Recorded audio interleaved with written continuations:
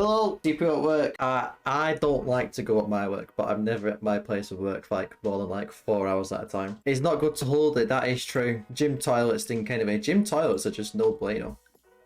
Period. There's two cubicles and I had to go today. And I went in and then I heard something because I checked the other cubicle to make sure no one was in there first. And I went in and then someone came in just after me. And the guy was breathing heavy. Breathing heavy, bro. And I had my headphones on. I was like, headphones on the toilet. I'm having to poo with the headphones on because I didn't want to hear what he was. His poo did not sound healthy. I don't like weeing in public either. I prefer to wee in my own space if I can. And this is true for two places. Nights out, so like pubs, clubs, all that sort of thing. I don't know, I just don't like it. There's usually wee everywhere and stuff. It's just a horrid experience. When I'm watching Man City, the toilets are absolutely rancid. Think of it this way. It's not like individual urinals, it's like big urinals, like we're in a fucking prison or something. And you're shoulder to people, which is already off-putting enough. But then there's people behind you queuing too.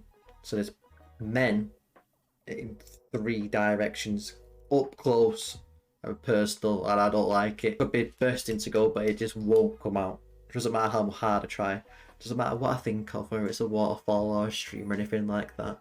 Fountain. I don't know. Just never works for me. But speaking of the Etihad, that's where Soccer Aid was, which is where I was on Saturday night. There was, sat next to me, my father on the left, and what I believe they call a female on my right. Have you heard of a female? And because I'm a young, testosterone-fueled man in a COVID era, there's lots of sexual tension flying about.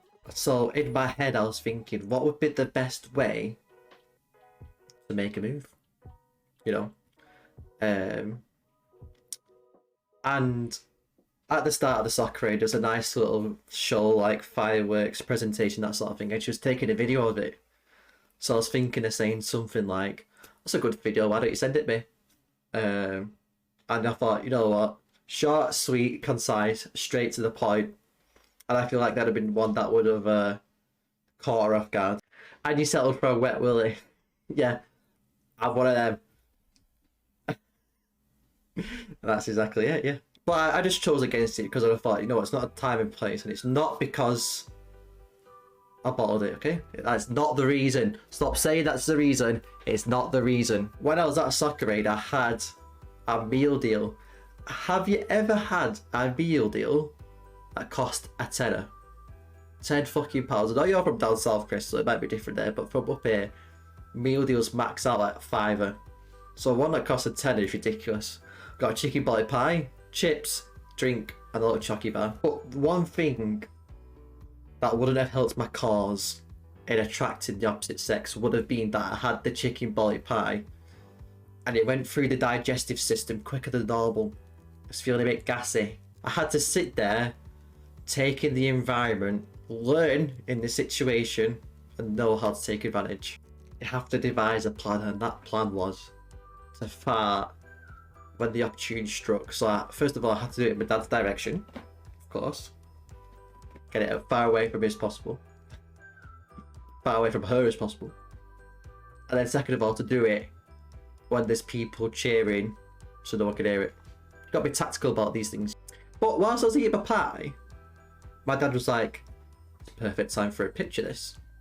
Perfect time for a picture. And I could not disagree more. It was not the perfect time for a picture. He could have waited till I finished. And this is the picture that came as a result, actually. You ever seen side eye like this before?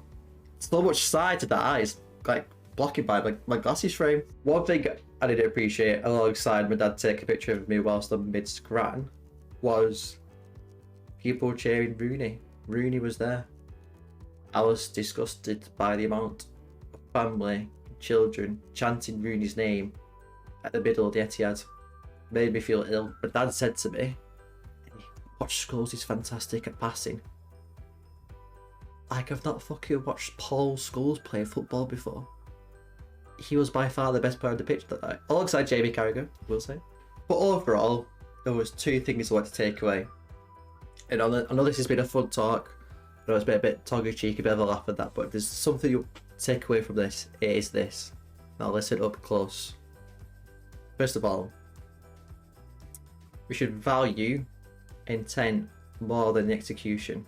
Now, what I mean by this is I've never ever been interested in soccer aid. I've never watched it on telly, and I've never ever wanted to go. However, this was a birthday gift from my mum for me and my dad. So I wasn't going to bitch about having to go or anything like that because I didn't want to go and it did feel like a chore, just be totally honest. But you don't have a go at someone with the correct intent, and that is valuable. That is, I could not reiterate that enough. It's very important. The intent is everything. It'd be like if someone made you toast and they burnt the toast, you shouldn't have a go at them because the toast is burnt and tastes like shit. You should still appreciate the fact that they went out of their way to make you toast. Second thing is that life is going to throw you into some situations that you don't want to be in. The severity of that situation can differ, but the important thing is that you make the most of whatever situation you are put in. And I was able to have a good time because of that, even though I didn't want to go. It was good.